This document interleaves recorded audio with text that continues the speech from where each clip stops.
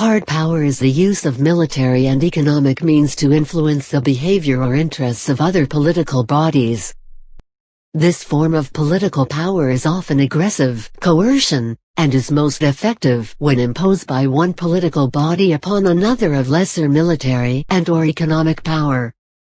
Hard power contrasts with soft power, which comes from diplomacy, culture and history.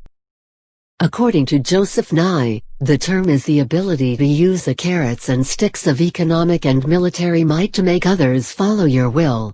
Here, carrots are inducements such as the reduction of trade barriers, the offer of an alliance or the promise of military protection.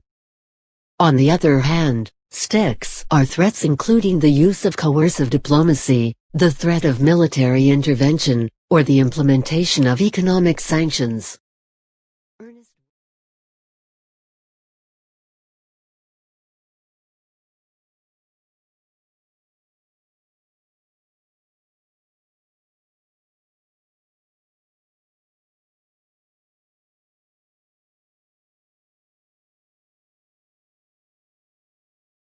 Soft power is a concept developed by Joseph Nye of Harvard University to describe the ability to attract and co-opt rather than by coercion. Hard power, using force or giving money as a means of persuasion. Soft power is the ability to shape the preferences of others through appeal and attraction. A defining feature of soft power is that it is non-coercive. The currency of soft power is culture, political values, and foreign policies. Recently, the term has also been used in changing and influencing social and public opinion through relatively less transparent channels and lobbying through powerful political and non-political organizations. In 2012, Nye explained that with soft power, the best propaganda is not propaganda, further explaining that during the information age, credibility is the scarcest resource. Joseph Nye coins the term in a 1990 book, Bound to Lead, The Changing Nature of American Power. In this book, he wrote, when one country gets other countries to want what it wants might be called co-optive or soft power in contrast with the hard or command power of ordering others to do what it wants. He further developed the concept in his 2004 book, Soft Power, The Means to Success in World Politics. The term is now widely used in international affairs by analysts and statesmen. For example, the U.S. Secretary of Defense Robert Gates spoke of the need to enhance American soft power by a dramatic increase in spending on the civilian instruments of national security, diplomacy, strategic communications, foreign assistance, civic action and economic reconstruction and development. In 2011, as Xi Jinping was preparing to take power from Hu Jintao, the 17th Central Committee of the Chinese Communist Party devoted a whole plenary session to the issue of culture, with the final communiqué declaring that it was a national goal to build our country into a socialist cultural superpower.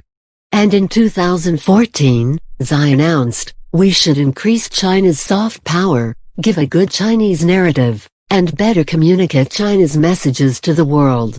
According to the 2015 Soft Power World Rankings report from Commerce, Portland Communications, and Facebook, the United Kingdom currently holds the top spot in soft power, followed by Germany in second place. The top 10 is completed by the United States, France, Canada, Australia, Switzerland, Japan, Sweden, Netherlands. According to the 2014 Monocle Soft Power Survey, the United States holds the top spot in soft power. The Elcano Global Presence Report scores the European Union highest for soft presence when considered as a whole, and ranks the United States first by sovereign state. It includes China, Russia, Spain and Italy in the top 10. Joseph Nye introduced the concept of soft power in the late 1980s. For Nye, power is the ability to influence the behavior of others to get the outcomes you want. There are several ways one can achieve this. You can coerce them with threats. You can induce them with payments. Or you can attract and co-opt them to want what you want.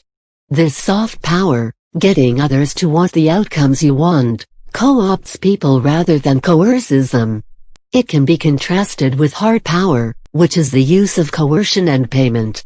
Soft power can be wielded not just by states, but also by all actors in international politics, such as NGOs or international institutions. It is also considered the second face of power that indirectly allows you to obtain the outcomes you want. A country's soft power, according to Nye, rests on three resources: its culture, in places where it is attractive to others, its political values when it lives up to them at home and abroad, and its foreign policies when others see them as legitimate and having moral authority. A country may obtain the outcomes it wants in world politics because other countries, admiring its values, emulating its example, aspiring to its level of prosperity and openness, want to follow it. In this sense, it is also important to set the agenda and attract others in world politics, and not only to force them to change by threatening military force or economic sanctions. This soft power, getting others to want the outcomes that you want, co-opts people rather than coerces them. Soft power resources are the assets that produce attraction, which often leads to acquiescence.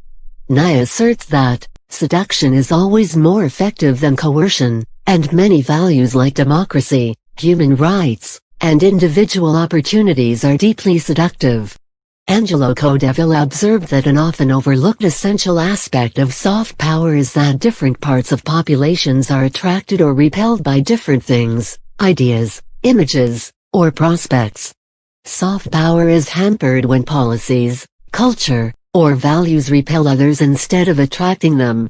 In his book, Nye argues that soft power is a more difficult instrument for governments to wield than hard power for two reasons. Many of its critical resources are outside the control of governments, and soft power tends to work indirectly by shaping the environment for policy, and sometimes takes years to produce the desired outcomes. The book identifies three broad categories of soft power: culture, political values, and policies. In The Future of Power, 2011, Nye reiterates that soft power is a descriptive, rather than a normative, concept. Therefore, soft power can be wielded for nefarious purposes.